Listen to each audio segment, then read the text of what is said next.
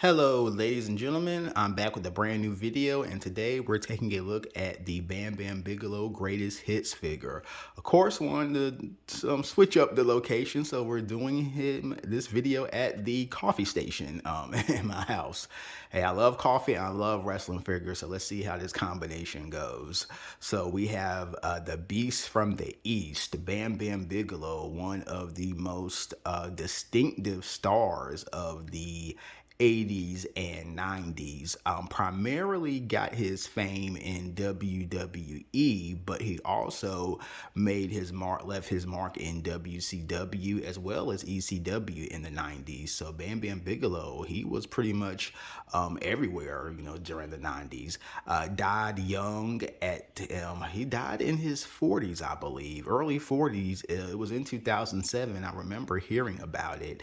And, once again, just one of the many tragic figures in, wrestling history in regards to, early demise.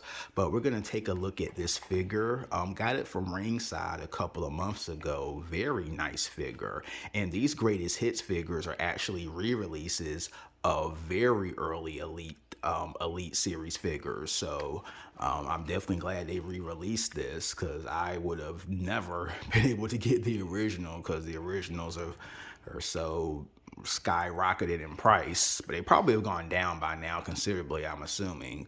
They're also doing that with the Ultimate Editions, which I find really weird. They're actually re-releasing some of the earlier ones of those, which is interesting. I have a couple of the earlier editions. The early. I have only Ultimate Editions I have. I have the current one, the current Hogan ones, but I have the Warrior and Brett, which were like in about the first one or two series. So those figures may be worth something by now. But anyway, I was looking at the back of the box. We have an action shot of Bam Bam where you see his accolades. He was an ECW champion, ECW TV champion, WCW Tag Team champion. We see the other wrestlers in this line: The Rock, Rey Mysterio, Undertaker, Rikishi, and Jake the Snake Roberts.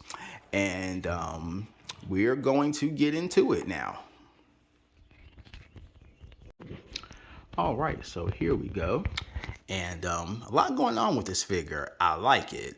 Again, Bam Bam Bigelow always had one of the most distinctive just looks of any wrestler I can ever recall, primarily being his tattoo. Bam Bam was the only wrestler, to my knowledge, that had a shaved head, a tattoo that covered his entire head. It was so distinctive and memorable. If and I may be incorrect, because there have been a lot of wrestlers with interesting tattoos over the decades, but I believe Bam Bam is the only one I can recall that had the full head tattoo. You get that in all its glory here. Really good design work. And there was even a video I just saw this morning on Facebook. It's from a page called Signature Spot. They had a video from a news show had been in the 80s. It was actually a clip of Bam Bam Bigelow getting his head tattoo. So I will try to link that in the bio. I think this shirt can come off, this little jacket, but for the purpose of this video, I don't think we need to see it. I'm trying to keep this pretty brief, and taking it off may require a little time. I like it. This is the kind of soft goods plastic. I love plastic. I prefer the plastic over cloth any day of the week. We see, of course, all of the flames. I mean, flames were a big part of Bam Bam's persona. So we see the flames on the side of the trunks, even the flame around the collar of his jacket, the flames at the bottom, even the kind of wrist bands, armbands, forearm bands he has on. We see some more tattoo work, and on the back we have Bam Bam Bigelow, and a very